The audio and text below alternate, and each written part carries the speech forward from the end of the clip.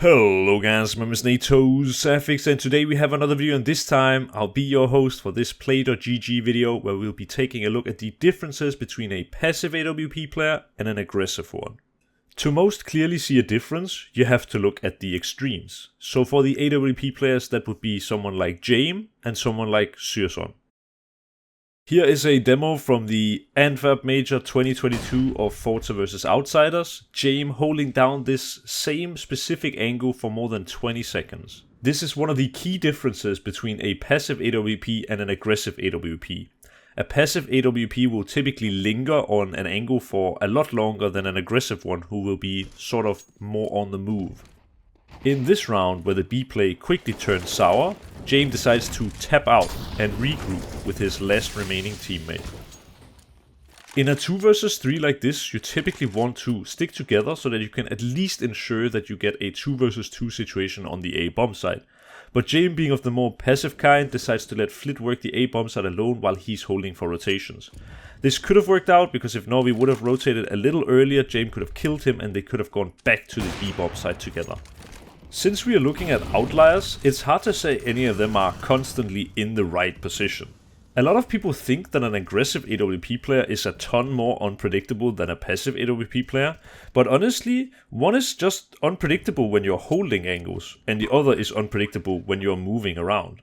When I played for Complexity the second time around, I was playing B rotation against Jame on Dust 2. And I can tell you, it was extremely unpredictable whether or not he was holding my rotation, and I was constantly thinking about where he may be and when he would be holding. A map like Dust 2 with a very open CT rotation is a passive AWP player's paradise. I've picked out a lot of these T rounds because I think Jame is being way too passive, and in general he went for very few opening kill attempts here on the T side. They all came from mid, not a single one from long or from B, and it's a bit worrying because on any other map you would not have these early mid fights that actually allow for Jame to have some early round impact. In this round, for example, Jame just hangs back in dark and let his teammates take over the side. And it's always possible to put a sort of positive spin on it, saying that Jame must have so much confidence and faith in his teammates, but in reality, a lot of these rounds you're left wondering what would have been different if Jame would have helped with the conquest of the B-bomb side.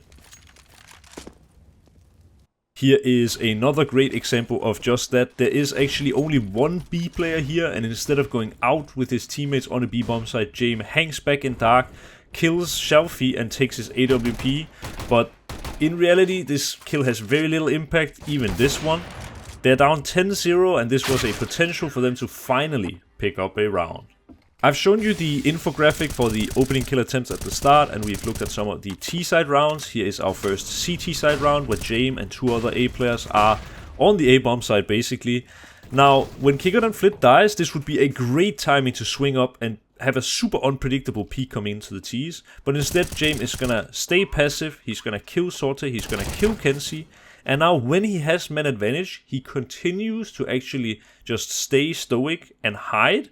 He's waiting for his teammates to get into position so that they can finish off the last 2 kills on the A bomb site, which is a great play by Jame.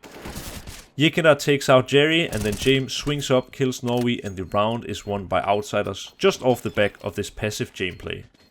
It is mainly here on the CT side that we see Jame with a lot of impact. I've decided to pick out this round because it shows that he actually understands the taking of space. So here he gets a double kill in Suicide and he knows he has a teammate watching Suicide for him. So he now peeks into lower, and when his teammate Buster dies, he pushes further into lower, knowing that no one is in this space, and takes a sort of semi-aggressive angle. The only reason I picked out this clip is just to show that Jame is not incapable of playing aggressive, and he does have a great read of the game, he just chooses not to, and his instincts tell him to more often than not take the passive decision instead of the aggressive decision.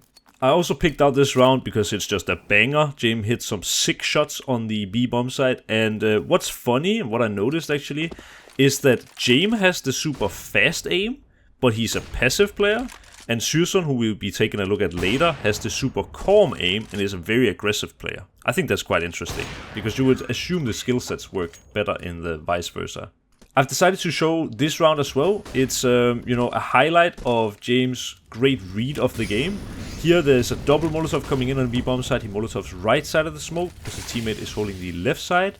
Now with these support flashes, the T's can't go out of dark, and he's actually delaying for long enough that the lurk smoke fades. Since Buster here on the B bomb side has a Molotov, he Molotovs out the T's and the round is just over. So Jame here, without a whole lot of kill impact, just wins the round straight up, just because of his great utility usage. After having just won a great round with utility, and it's now 14-12, Jame wants to go for this boost play with Yekindar. We see him very far out of his comfort zone here though, as the Molotov comes in and Jame can't retreat. So now he's stuck here next to Jerry, and yeah, it just looks very weird. Here is the outlier on the aggressive side of the AWP spectrum. This is Syrson against Apex. Now, most AWP players who get boosted B-house will just hold this angle because it gives you so much info. But I see this time and time again from this man that he keeps aggressing in the B-house. And oftentimes he gets a kill, but even if he doesn't, he gets all the map control and he's flanking the T's right at the beginning of the round. Just a crazy player. Another example of Syrson's aggressive and explosive nature is this round, round 7, again versus Apex, where Syrson gets boosted for underground even after Big already got the opening kill. Every AWP player does have his weaknesses, and here is one of Syrson's. He is holding down this angle, and if you ask me if Jame would have hit this shot, I would say probably. But if you ask me if he would have hit this next shot, the answer is almost certainly. Looking at it completely black and white, an aggressive AWP player is the one creating the space, and a passive AWP player is the one using the space that gets created by other players. That's the difference. Another day, another opening kill attempt here from Syrson. He's fighting for mid control, kind of screws up the Molotov but gets it out eventually. Sees that no one is contesting mid and he knows he has the freedom to do this. Pretty crazy stuff, but yeah, it works out. This round starts like any other. Syrson is fighting for mid control, and when he realizes that mid is clear, it's a 4 vs 3 situation, and he does something that I'm positive we would never ever see Jame do. This is Chris J's style of complete mid control, where you check top mid sometimes and sometimes check underground. Having an AWP player swinging between these two things can just give you so much info, and unfortunately, Azilion hits a very good shot onto Syrson in this instance. Here is today's last clip. This is round 15, the final round and a half, and the only thing I wrote in my notes for this one is Re-Peak City. Just enjoy it.